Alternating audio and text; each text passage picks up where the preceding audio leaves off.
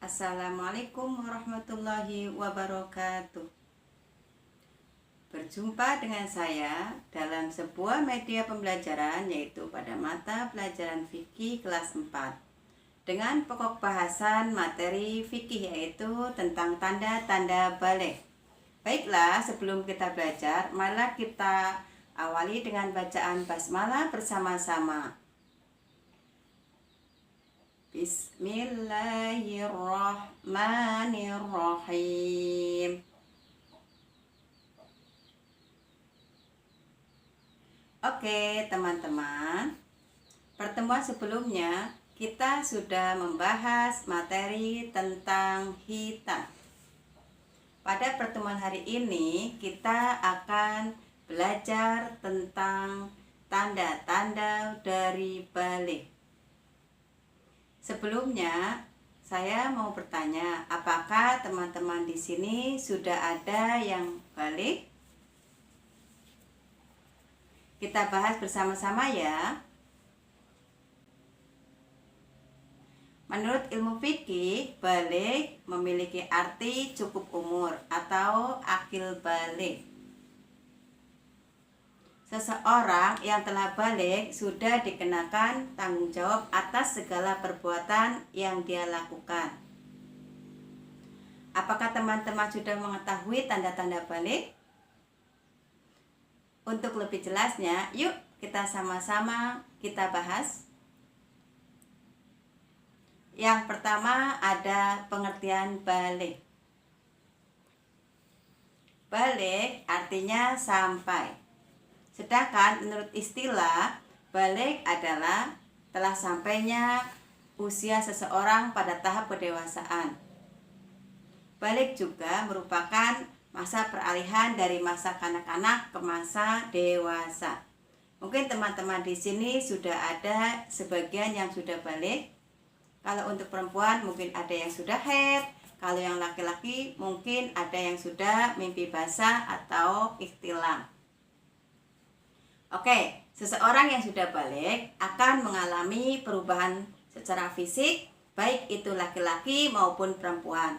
Tetapi pada perubahan fisik ini ada perbedaan antara laki-laki dengan perempuan.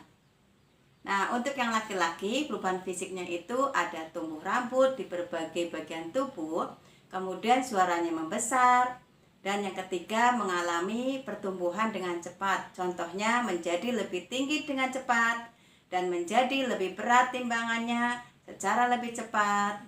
Nah, kemudian suaranya juga menjadi lebih berat atau lebih besar.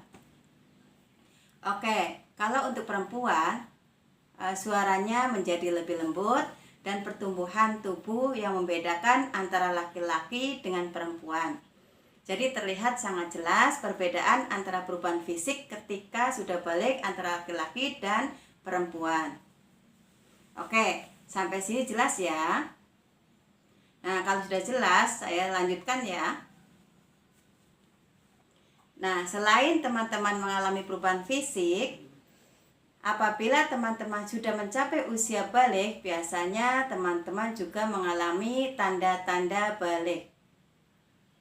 Nah, yang diantaranya adalah untuk perempuan, apabila sudah mengalami haid, berarti teman-teman yang perempuan sudah dianggap bahwa teman-teman itu sudah balik. Sedangkan untuk laki-laki, apabila sudah mengalami mimpi basah atau ihtilam, itu sudah bisa dikatakan atau sudah dianggap bahwa teman-teman yang laki-laki sudah balik. Kedua hal tersebut antara haid dan ihtilam, menurut para ulama ahli fikih, apabila terjadi pada usia 9 tahun atau lebih, jadi biasanya haid atau ihtilam itu akan terjadi apabila usianya 9 tahun atau lebih. Jadi apabila teman-teman mengalami haid atau ihtilam pada usia di bawah 9 tahun, maka tidak dapat dikatakan sudah balik. Nah, kemudian tanda-tanda balik yang selanjutnya adalah anak yang tidak mengalami haid atau ihtilam tetapi usianya sudah mencapai 15 tahun maka bisa dikatakan balik. Kemudian dari tanda-tanda tersebut bisa kita simpulkan ya bahwa batas usia minimal seseorang untuk dikatakan sudah balik adalah ketika sudah berusia 9 tahun dengan mengalami haid dan ihtilam. Kemudian sedangkan usia maksimalnya adalah 15 tahun. Jadi batas minimalnya adalah 9 tahun dan batas maksimalnya adalah 15 tahun. Kalau misalnya pada sampai usia 15 tahun teman-teman belum mengalami haid atau ihtilam, itu juga sudah bisa dikatakan teman-teman itu sudah balik.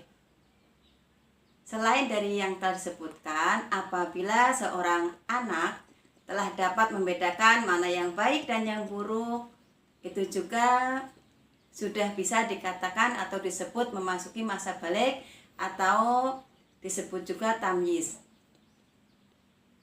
Orang yang mengalami hal tersebut disebut juga dengan istilah mumayyiz. Oke, sampai di sini saya sampaikan. Apakah teman-teman sudah ada yang mengalami tanda-tanda dari balik tersebut? Kalau misalnya teman-teman sudah mengalaminya, teman-teman jangan ragu dan jangan malu atau jangan takut untuk bertanya atau untuk menyampaikan kepada atau menjelaskan kepada orang tua atau guru. Ya, kiranya hanya materi sampai di sini yang bisa saya sampaikan. Nah, untuk melanjutkan materi yang berikutnya, sebelumnya mengucapkan terima kasih banyak. Sebelum mengucapkan terima kasih, marilah kita tutup dengan bacaan hamdalah bersama-sama. Alhamdulillahirabbil alamin.